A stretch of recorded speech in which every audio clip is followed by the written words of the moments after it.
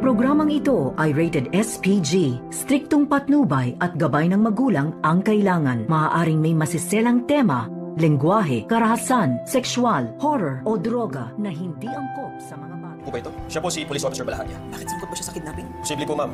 Matagal nang may record to sa amin. Tatandaan ko na. May pulos nga pumunta dito sa Apex Hospital at may ipinakita dito kay Giselle na kung nakikilala ba daw nila itong police officers na may kinakasungkutan na kaso, at dito nga na sinabi ni Giselle na may kinalaman ba daw ito sa pagiging kidnapping sa kanilang papa na si Don Pepe, at ang sagot ng pulis na ito na posible daw dahil sa marami nang kaso na kinakaharap ang pulis na ito. At ang kasunod nito ay ipinakita naman dito kay RJ kung natatandaan niya ba ito ang mukha nito, at dito nga na sinabi ni RJ na natatandaan na nga niya itong si Balahagya dahil minsan na pumunta na nga ito sa bahay ni RJ at kinausap itong si Moira, at walang duda nakasabwat daw ito ni Moira sa pangingidnap dito kay Don Pepe. Kaya agad na inotos ni RJ dito sa mga kapulisan na agad na ipapahanap itong si Moira at itong si Balahagya, at dapat hulihin daw ito dahil malakas ang kanilang hinala na ito ang mga kidnapping dito sa ama ni RJ at ni Giselle, at hindi naman na magkatubili ang mga pulis na hahanapin na nga nila itong si Balahagya at itong si Moira.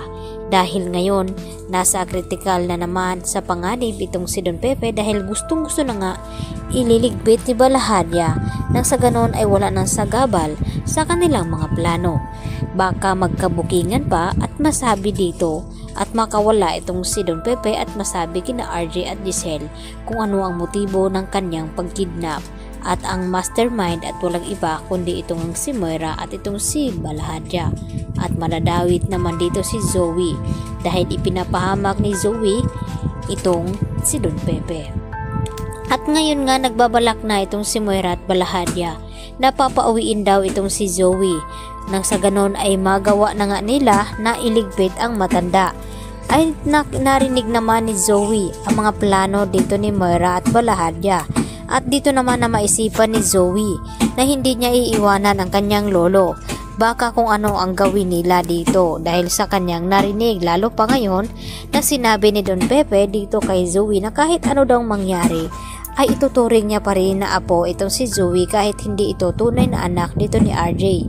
Subalit nagpakitang tao lang ang kabaitan ni Don Pepe dito kay Zoe dahil alam niya na itong si Zoe ang magiging niyang kakampi at mapapatakas siya nito, lalo pa ngayon na narinig dito ni Don Pepe kung sino talaga ang tunay na ama dito ni Zoe, at nalaman niya na si Carlos Benitez nga ang ama dito ni Zoe at mas kinakailangan niyang makatakas nang sa ganon ay masabi niya dito kina Lynette at Annalyn na niloloko lang pala siya ng taong pinakasalan ni Lynette na ito na ngang si Carlos dahil nagkaroon pala ng anak itong si Carlos dito kay Moira, at ito na ngang si Zoe.